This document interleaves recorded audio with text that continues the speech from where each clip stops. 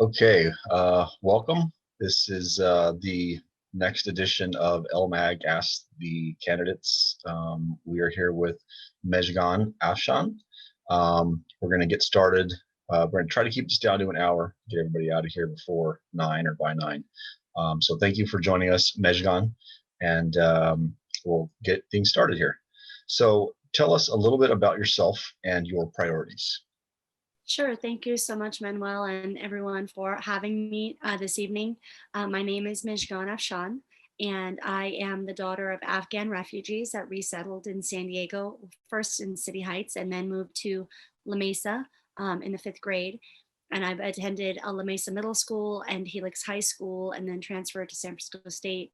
And my background is in human rights and civil rights, and I am a civil rights advocate and co-founded Borderlands for Equity, a pro bono civil rights nonprofit based here in La Mesa in January of 2020 with my co-founder, Suzanne Irani. And we basically serve those who have been discriminated on the basis of gender, race, religion, ethnicity, and sexual orientation.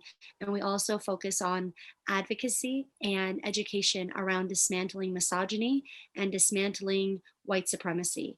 And my background also happens to include having worked for CARE San Diego as their lead of advocacy and public policy throughout the majority of the Muslim ban, and serving over 29 Islamic centers in San Diego County, and working with our interfaith leaders that are Christian, Jewish, and of all different faiths besides Muslims.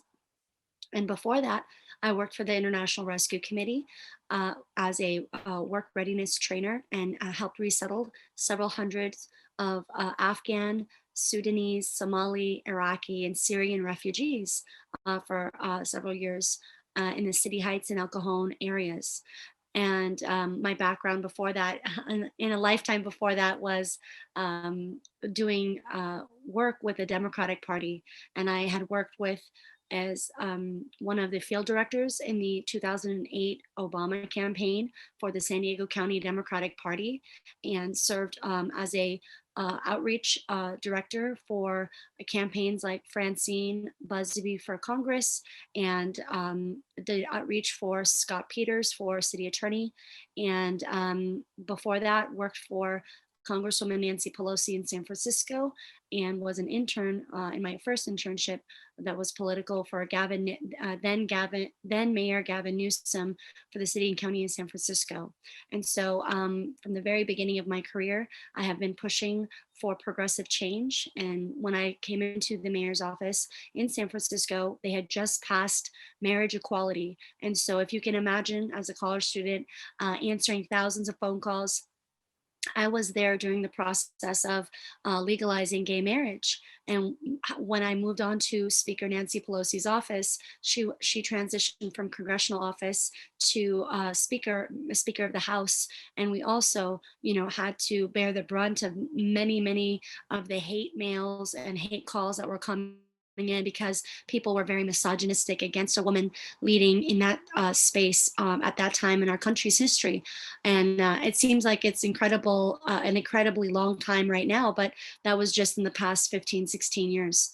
And so my priorities are based upon a equity platform, and my work is around equity. And what we are focused on is making sure we bring about equitable policy change for all of our La Mesa residents and community members, no matter what their race, their ethnicity, their socioeconomic background, and religion. And so it's really important for us to make sure we prioritize some of the few things that we've focused on, and which are making sure we create more accessibility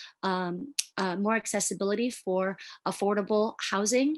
And that accessibility is very much dependent on making sure families are able to get those resources that are available to them in La Mesa, and not just to the wealthier community members that are out here looking for housing.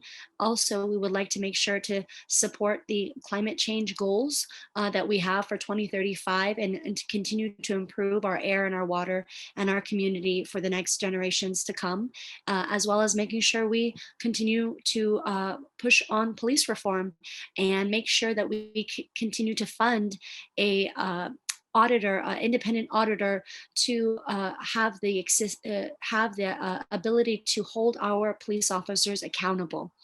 And one of the most important things to me is also making sure we've finalized and secure a final permanent home for our La Mesa Library, because growing up I did go down to the La Mesa Library, where it used to be at the local at the right now it's actually, it was replaced by the police department, but growing up I used to live across the street on El Capitan Drive and walk down with my sisters to see and to visit the La Mesa Library. And it's very important to me that we make sure that we create a permanent home for our La Mesa Library, and create a arts and technology hub for better accessibility and equitable access for our community members of all backgrounds, and make sure that there's free Wi-Fi, free 5G Wi-Fi available for our community members, because a library, as we know, is really critical to the growth and to the thriving of all of our community members, not just people with children, but everybody can benefit from a permanent library. And so those are just some of the platform ideas. And thankfully, I've been endorsed by Council Member and Vice Mayor Jack Shu, who I've already known for 6 years and have a working relationship with, as well as the San Diego County Democratic Party. And I'm the only I'm the only candidate that has been endorsed by the San Diego County Democratic Party in this race. Thank you for that. That's a very extensive resume, and we appreciate all your hard work within our communities.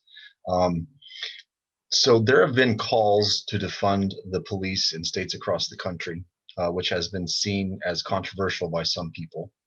We have a new chief here in La Mesa, which presents an opportunity for change. Talk about your relationship with the police and what qualifications you possess that may help push for reform here in La Mesa. So absolutely, thank you for that great question, Manuel. So my background, clear back to when I worked for CARE San Diego until now, has been to deal with issues when people are discriminated against, whether they're attacked or whether they are targeted by the police or community members. We have an ongoing and working relationship with all levels of law enforcement, from the police chiefs in multiple different cities, from the city of San Diego, La Mesa, East County, other parts of East County, North County, Chula Vista. We continue to deal with those folks.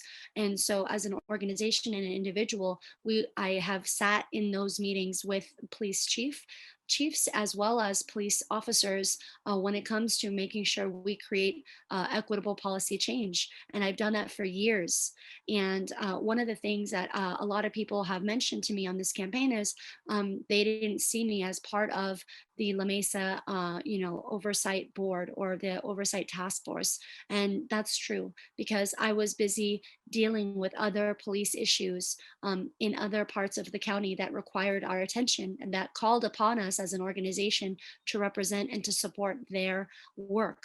And so whether it comes to discrimination, or when it comes to surveillance, or when it comes to any of the things that our community members come to us because they are marginalized and they are targeted, we address those needs. And so I've met with the former police chief Vasquez of the city of La Mesa over half a dozen times over the past several years, and the lower ranking officers.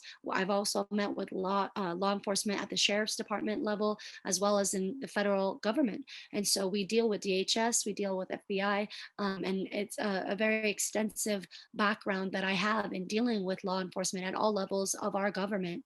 And it's important to understand that, I respect human beings' rights to make sure that they are protected. And we have to understand that we're not out here trying to make best friends with the police. We are here to make sure our community members are safe and they are protected and their rights are not denied, and they're not, disrespected or they're not taken advantage of.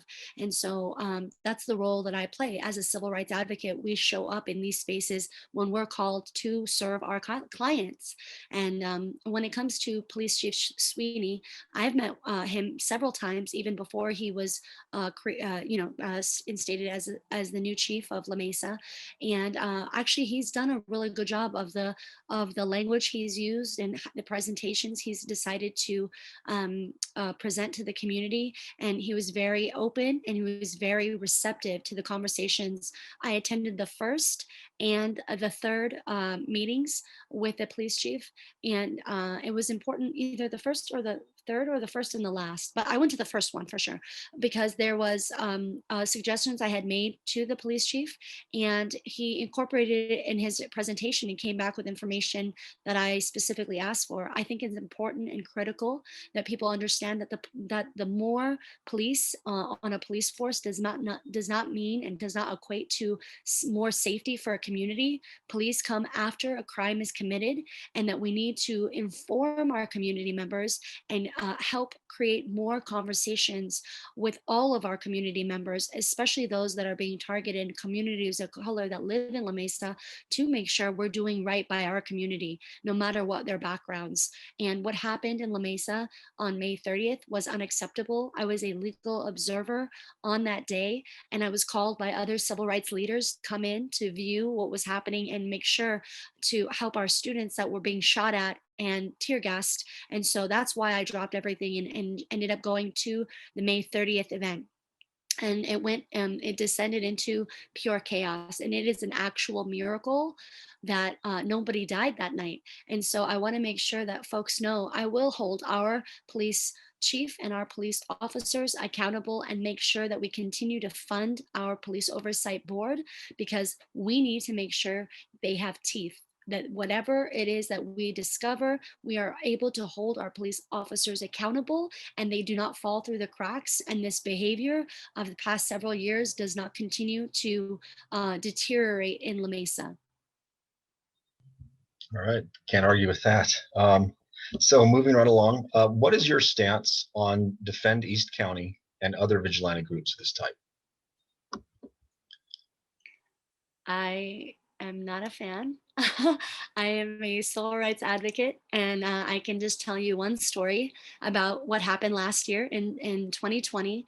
I served as one of the leads for our election protection program in East County, along with, Borderlands for Equity as an organization. We joined 60 partner organizations along with the ACLU to help election protection on the ground for the days leading up to the election and the day of the election.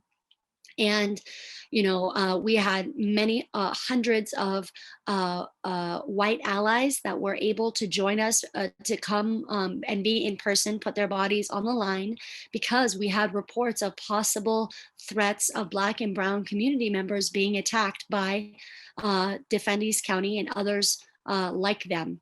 And so I think it is critical that we denounce the activities of white supremacist organizations, and we have to actively push back against this rising tide of hate and hateful, vitriolic rhetoric, because if we do not, we will not be able to really make progress in our community.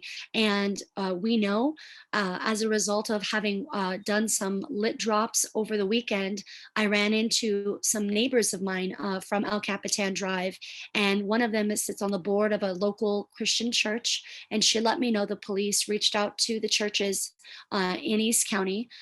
Several dozen of the liberal churches were threatened by white supremacist groups, and they were going to be harassed by people who are anti-maskers and anti-vaxxers. And so this problem has not gone away. And as you all know, on November of last year, thankfully, we had no crimes reported. We had no hate crime happen. There were people that showed up to different super sites in East County, and we were maintaining vigilance and maintaining contact and maintaining a watchful eye over these super sites, and nothing happened. But there were people that showed up to try to intimidate voters by driving by and revving their engines, and they had multiple flags coming, out of the backs of their trucks. You guys have all seen this in East County and all over San Diego, actually. And so we were thankful, and thank God Almighty that nobody was hurt and nobody was attacked.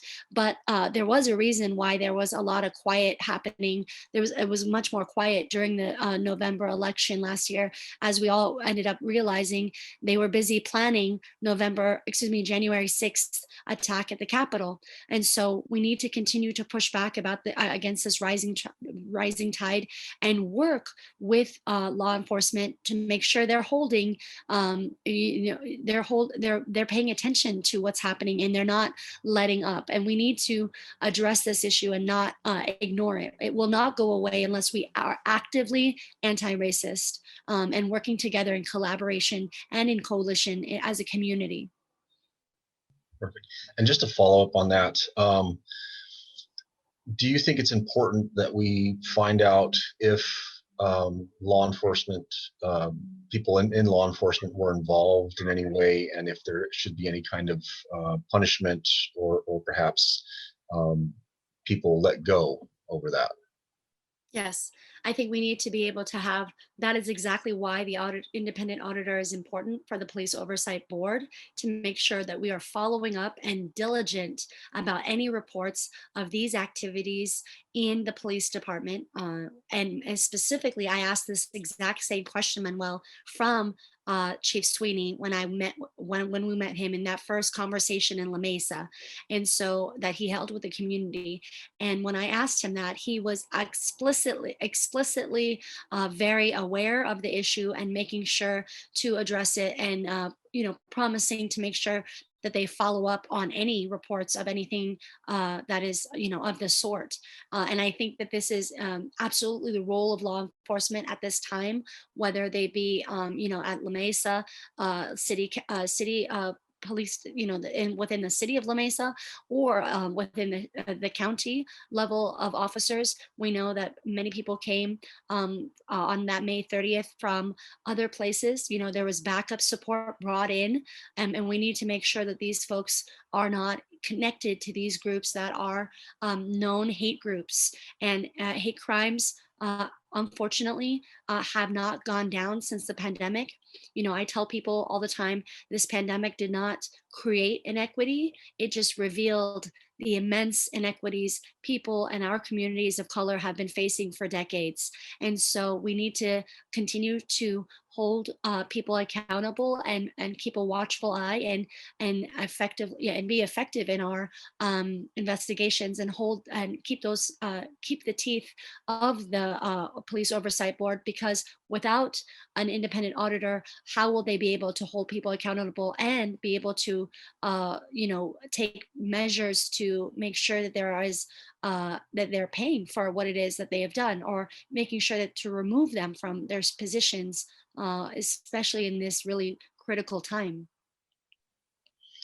Thank you. So the next question, how would you address the needs of underprivileged groups in La Mesa, like people of color and immigrant communities? That's a great question. And that is the cornerstone of the organization I co-created with my founder. It's important, Suzanne and I talk about this all the time, and we mentor students as well as work in collaboration with our community members. And just a couple of months ago, we hosted an equity, in East County workshop, and we will continue to host them to make sure that we're creating conversations around what we can be doing better in La Mesa. And equity will not be improved in just one day or one election or one policy. It is an ongoing conversation with our community members. So one of the ideas that we have had and we have discussed on our campaign is making sure we implement a cultural sensitivity training that has not been implemented anywhere at the police department or the city of La Mesa offices, whether it be administrative offices or the actual police officers themselves or the city of La Mesa. I think that this idea would really help and go many miles in trying to help the inequity facing our community members.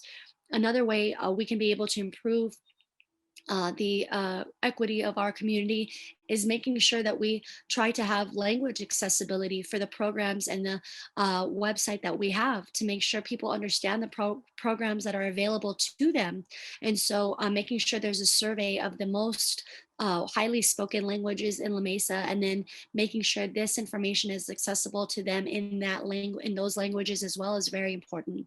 And then also, when it comes to equity work, we always have to be able to get the community to engage with us. And so I've heard some people saying, oh, well, I don't know Mejgan and I haven't worked with her. And that's, there's a good reason. If you haven't met me, it's because I've been focusing on marginalized communities and making sure that our underserved communities are being heard and being able to have access to somebody to hear out what it is that their concerns are. And so creating more awareness around our community groups, as well as what's facing our community, whether it be housing, whether it be climate, whether it be police brutality, it needs to be an ongoing conversation. And I look forward to engaging with not just our La Mesa activists group, but all of our La Mesa residents on this issue to improve our community for everyone. And I know that there's more ideas out there that we can be able to discuss and consider and implement, because I don't have the answer for everything. And I'm absolutely open to new ideas and suggestions. Okay. So moving along, the city of La Mesa adopted a homeless action plan. Have you seen any good solutions put forward? And what do you think are the most pressing issues regarding the houseless in our community? So that's a great question as well. So how our houseless siblings have really suffered in this pandemic, and all of us are struggling in different ways. But when it comes to our houselessness issue in La Mesa, one of the things I think that needs to be expanded is our mental health services. What we have as a home program is important, and it needs to be expanded because, unfortunately, because of the pandemic, there are more people becoming houseless. So we need to support folks to be able to receive extended wraparound services, and make sure that there's accessible housing for them. We know that there's amazing places that are being built around La Mesa, but if they're not able to have equitable access to these spaces, how will people have a permanent home? How will they secure a permanent home? And so we want to be able to help support and expand the home program and make sure that we increase the support of mental health awareness and mental health access in La Mesa, because it's not just our houseless community that's facing a mental health crisis. It is across the board, whether it be, unfortunately, suicide or increased huge spikes in depression and anxiety. We are truly living through difficult times, and we want our community members to be able to pull through. And as many people that can be able to come through this pandemic, we need to be able to help. And whatever resources the county has available for our city, we need to be able to have access to that and expand the services we already have on the ground.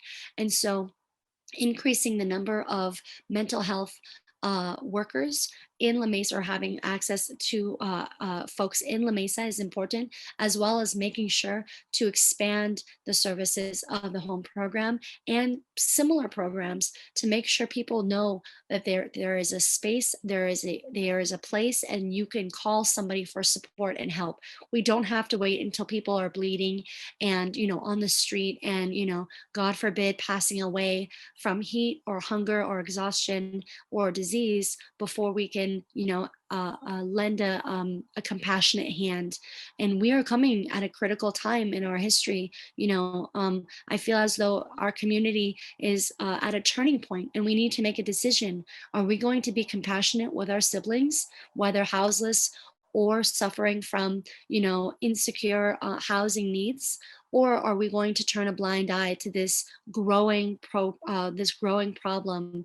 And so I believe that compassion is the answer, and we need to understand that these services that are available need to be expanded and need to be included in programs that have not yet been accessible in La Mesa. In terms of increasing the amount of mental health workers, we need to be able to get those folks in La Mesa so that we can have more folks be able to call and use those resources that we so much need, because we have seen, I'm sure most people on this in this conversation has seen an increase of seeing our houseless siblings struggling on the street, and it's difficult to watch, and it's not something that we should just turn a blind eye to. Um, so, what is your opinion on the soon-to-be Arts and Culture Commission? Um, I love arts and culture. I think it is a means by which communities of color and a diverse background of our communities can be able to be heard and to be seen. And this is an opportunity for our city to regain our arts and theater center. Back when I was a child, the library was connected to an arts and an open studio and a theater, and that has since been replaced by the current police department. We need to be able to bring back the arts and the culture for our community members, because that is a means of healing. And the pandemic is not just affected our bodies, it has affected our hearts and our minds, and we need to be able to have a resource for our community to really express what they've been experiencing. And I believe that the Arts and Culture Commission and the arts and culture as a whole is a healing tool we can be able to help our community members heal with. And so making sure that we are making sure it's a diverse group of people that are brought on board, and making sure that we address diversity of that is La Mesa in our community, and making sure we're celebrating the diversity of art and culture in our city. And the differences of culture are wonderful. It is our differences that make us better and stronger, whether they be Somali American, Iraqi American, Afghan American, like myself, and especially African American. We need to we need to make sure that we are creating spaces for dialogue and expression. And I welcome the Arts and Cultural Commission and making sure that we do more for our community to express themselves and to support the creative expression of our artists and our cultural experts. Great. Yeah, I think that's something that could really help bring our community together in ways that we haven't been in a long time. So Exactly. um, Yeah. I think it's a great plan myself. Do you support Jack Shu's climate initiative? What ways will this affect La Mesa? And why is it important for La Mesa to work towards these goals? Well, yes, absolutely. I am endorsed by a council member, Jack Shu, a vice mayor. And having known Jack for almost 6 years, it is very critical that we support climate action goals for 2035.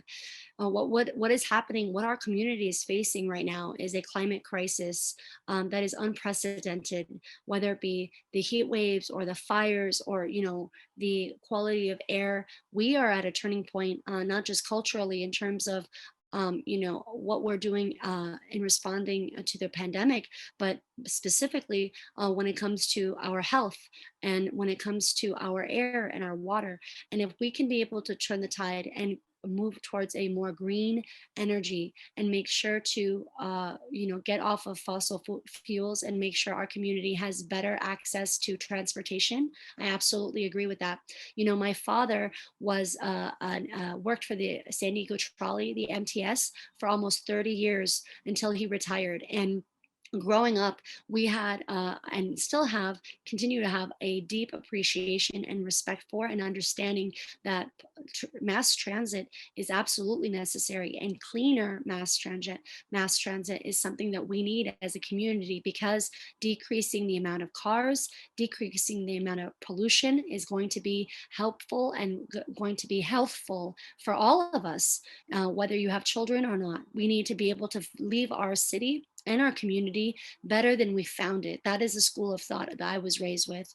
And I absolutely agree with that. And I think that we need to do as much as we can to support our community members, because, for example, retrofitting homes is very expensive, but we need to be able to find a way where we can support and either create a fund or create better ways in which we can retrofit buildings as well as businesses in our community for the overall benefit of our community. And I truly believe that La Mesa can be a model city as well as our in our region, to make sure it should be a La Mesa and a regional plan, really, to be able to become a model city for the country, because we have everything it takes to do that. We have the knowledge, we have the drive, we have the dedication of our community to be able to put behind what we need to do, and making sure we create more awareness around this issue, and create the environmental changes we need to fulfill those goals is absolutely within something I think is not just important, but I will continue to work on as a community member as well. Yeah. Okay, so you'd mentioned, I believe that you are the only candidate endorsed by the San Diego County Democratic Party. So keeping that in mind, with 4 Democratic candidates running against 2 Republicans for 1 seat, there's a lot of concern in the progressive community about splitting the vote and possibly losing to Laura Lothian. Can you address those concerns? Well, I ask you, and I ask everybody listening tonight, we would love your support on this campaign. You know, we are an all grassroots campaign. No one is paid. I do not have a paid political consultant. I don't have a political consultant. I don't have a paid campaign manager. I have been managing the campaign on my own with the help and support of our community volunteers. And we have an amazing group of people that have come together. And I think it's critical that we push back and make sure that we secure this race. We need support. And in 12 days, this election is going to begin, and ballots are going to be sent out. And we need to be able to have a progressive voice on city council to speak to the issues that have been really plaguing our community, for lack of a better term. And pun intended, you know, this pandemic has caused huge havoc on our community members and businesses. And there needs to be somebody there speaking out on behalf of our small business owners and our community members that are most marginalized.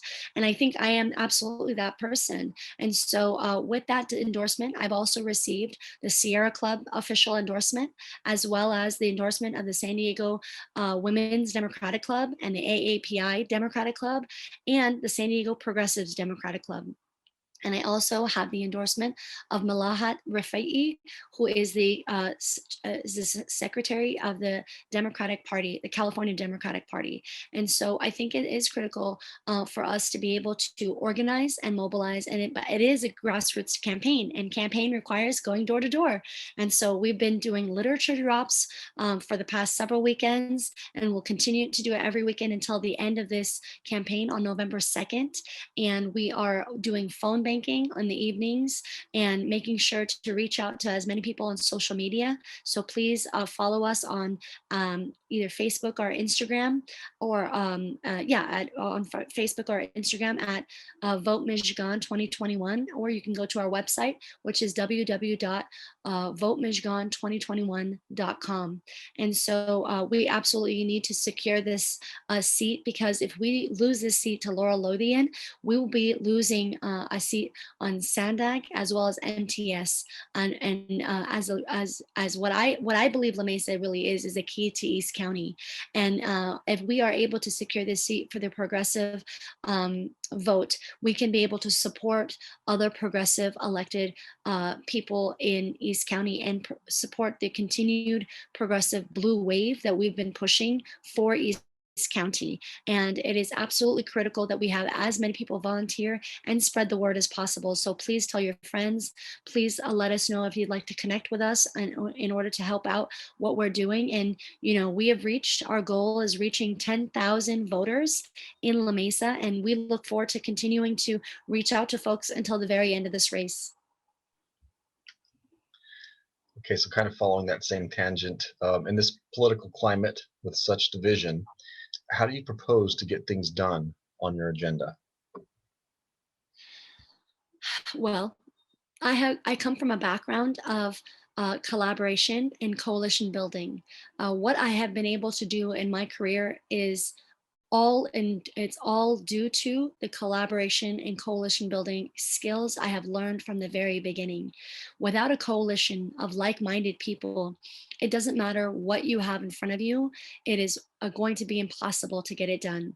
And so I will continue to coalition build and work collaboratively with our community and organizations in La Mesa to make sure we're creating the progressive changes we've promised. And this is absolutely in collaboration with our other council members and our mayor, Dr. A. And I look forward to, communicating with our community members and engaging with folks and getting feedback. And so being able to work with the wonderful groups that are out here and that are active is exactly what we will continue to do and build upon. And I think that this is a new wave of wonderful changes that will come to not just La Mesa, but for the rest of East County. There are so many places that are suffering from, the lack of resources that we have faced in the past several years. And so, I believe there should be police oversight boards in other parts of our community in East County. I believe that we should have progressive climate action goals in other parts of our East County region. And really, as a bigger sister, it's important as a city, the city of La Mesa, lead those conversations. And I think I'm the right person to help those conversations along. And I think it is absolutely critical for anybody coming into this position to have experience, whether it be policy, whether it be advocacy, or whether it be a government, and most importantly, collaborative coalition building, because without those skills, how will you be able to do anything and move any of these policies that we are working towards? You need to be able to have those experiences. And it's kind of funny, some people are talking about me being the younger voice of the party, which is ironic because I just celebrated my 42nd birthday. But we need to understand that there are so many other people out here that are ready and willing to run for office, and that are women of color and that are ready to learn from our campaign. And we have about half a dozen young women of color that have been helping our campaign, that are from East County, that are also ready to also want to run and help these progressive changes. And so you can't do anything in a silo. I absolutely believe it is through coalition building that we can achieve our goals. Well, happy belated birthday. Thank you. Um, so let's see, where was I? So how do you balance the need for housing and concerns of the La Mesa community to keep La Mesa's small town family feel? There is a really important thing when it comes to housing in La Mesa. There's so many of our buildings are one story. And the answer to that is making sure that we understand that we need to build up. We cannot depend on sprawl because there's no more sprawl to be had, right? We can't build on more sprawl. And so we need to build up. And I think it's important that we understand that the building up is also an opportunity to build better environmentally clean buildings for our community members, and ensuring that people have equitable access to those buildings, and making sure people can be able to apply, that you don't have to have if you're building affordable housing for millionaires, that doesn't make any sense. It's got to be the working person, the working person in La Mesa, the working families in La Mesa, the labor union members in La Mesa, the folks that are the blue collar jobs and the wonderful service industries that support the actual growth and the feeding and the thriving of our communities. If folks that are regular people cannot afford to live here, how are we going to sustain this life, right? How are we going to sustain our city? We absolutely need to be able to support more people being able to have equitable access to these homes. And one of the policy ideas that we have been considering on our campaign is making sure to introduce a first time home buyers program. And it doesn't have to be for a freestanding building, but in fact, that it could be for a condo or for an apartment. And nothing like that exists anywhere in East County. And it's kind of getting to the point where even friends of mine, I know 3 different couples of either a married couple or partners that have been looking for housing that cannot find homes. And if these are people, of some of these people have, master's degrees and, really high paying jobs, and they can't find somewhere to live with their children, then how are regular folks supposed to be able to get places to, find for permanent housing? And so I think it's really critical and really, really important for us to rethink our policy changes and make sure that we're making this accessible and increasing the percentage of affordable housing for our community members. Because if we don't do it, who will? We need to make sure that this is accessible for them. And so I look forward to working with our community and making sure our community members are heard at the city council, because those are the folks that matter the most marginalized, and the ones that have been suffering throughout not just this pandemic, but even before. Okay, so this is gonna be the last question, and then I'll kind of open things up to members that are here. What other issues do you see as most pressing in La Mesa? Well, I think it's important to make sure that we have a permanent home for the library. Without a permanent home for the library, what are we really offering our community? One of the things that many other people, have suggested was the idea of a co-work space along with the library, and making sure that people have 5G wireless across the city. These are things that we can be able to do, and there's no reason why we shouldn't have already have that for our community members. And so 5G is one of the ideas that I think will change how we operate as a city, because equity means you need to have access to the resources available. In this pandemic, when people were, relegated to their homes, many people who are going to school or had to use computers, if they didn't have reliable Wi-Fi, they wouldn't be able to, do the work or do the schoolwork that was required of them. And this is, I mean, we're literally in the year 2020. We should have this already figured out. And I think that we need to be able to have this accessible and available to our community members.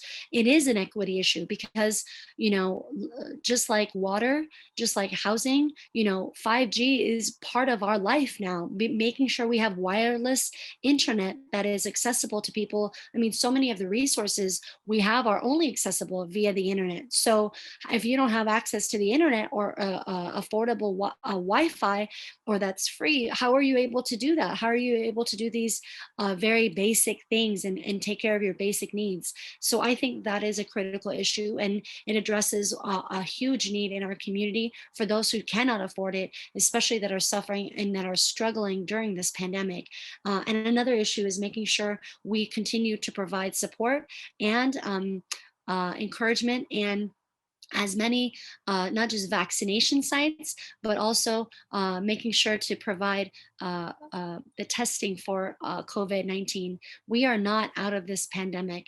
And I heard all the news earlier today that we are possibly facing, according to doctors across the United States, we're possibly facing a fifth wave of this pandemic, which just made my heart absolutely sink.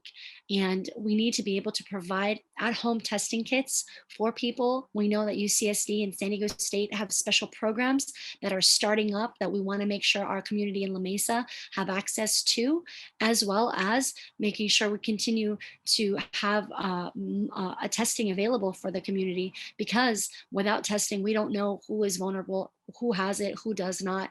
And as these variants come up, we are still going to be facing this pandemic. And so I pray that we are able to bring as many people through this pandemic as possible, and making sure to follow our CDC and public health official guidelines is a critical piece of how we are going to be able to make it through this pandemic alive. Okay, perfect. So if anyone has any questions, you can submit something to the chat or just check in and ask what you have to ask.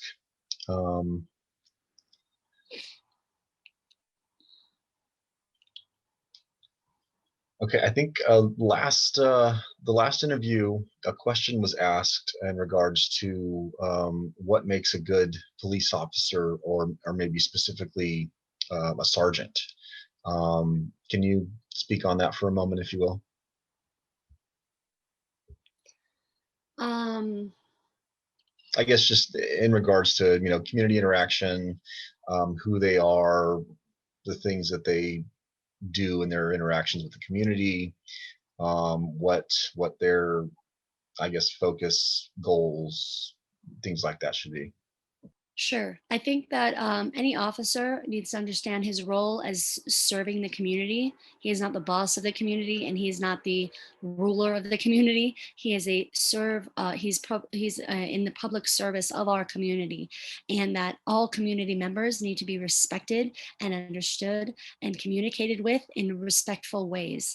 And one of the issues that we have come upon over the past several years in La Mesa is a disrespectful attitude and a hostile demeanor with different people from different backgrounds, specifically our Black and Brown community members. And I myself have seen Officer Dodges in public acting a fool and extremely disrespectful many times. And he was an issue, and from the very beginning. And one of the issues that we had is this attitude of protecting your fellow officer.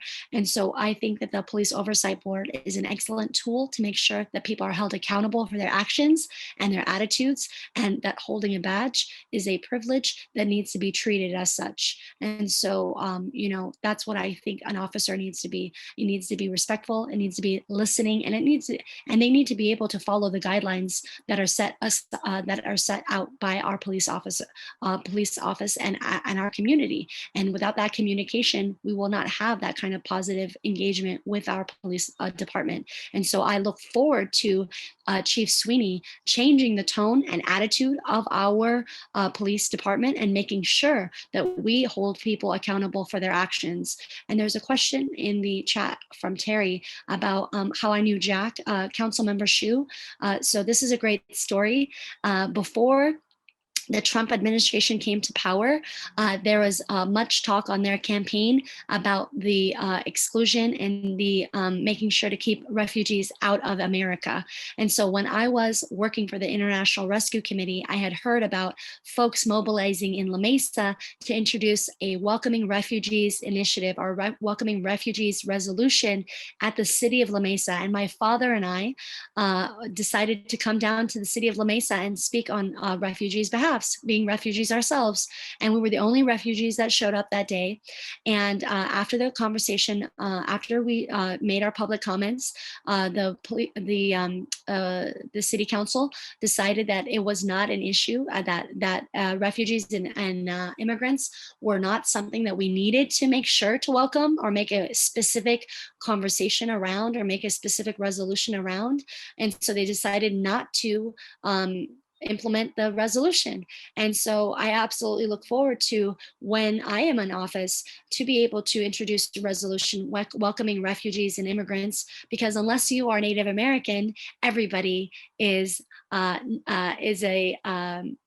person who is an immigrant or a refugee to the United States. And so I want to respect our indigenous Kumeyaay siblings, that we are, here and present on their land, and making sure to remind folks that unless you are Indigenous and part of the Kumeyaay tribe, specifically here in our region of La Mesa, you too are an immigrant at some point in your history. And so making sure to welcome refugees and immigrants is absolutely critical for me and our campaign, because as we know, immigrants and refugees continue to contribute to our communities in many, many beautiful and diverse ways. And we will support our wonderful immigrant and refugee small business, community owners, community business organizations, and activists that are active here in La Mesa, because that is what makes our community beautiful and diverse and strong. Again, can't argue with that. And yeah, I think everybody kind of forgets that if your people didn't originate here, then yes, you are also an immigrant. So I think that's it. Unless anyone else has any questions, comments, anything that they're itching to have answered, I think we're good. So thank you so much. Where did Jack Shu appear in that last story? It was a great story, but I missed the Jack part. Oh, Jack was the person, I'm sorry, Councilmember Jack Shu was the person that introduced the resolution. Great. Okay, cool. Got it. Yeah, he was the person that was introducing. So I met him, as well as Jean Carpenter and Dr. Janet Castaños that same afternoon, and have known them ever since. Awesome. Okay, so that's it. We want to thank you again, Mejgan, I'm sorry, for joining us, and all the great information you shared. Good luck, and we look forward to hearing from you again. Thank you so much. I thank you. Thank you to everybody in your group and everybody watching. And I look forward to hearing from you, as well as please feel free to reach out and support our campaign. As I said, it's a grassroots, a 100% grassroots effort, and looking forward to, doing as much as we can, even long after this campaign is done. Our organization is based in La Mesa, and will continue to hopefully work with our community members in bringing about more equity. Thank you. Thank you. Have a good night. Good night.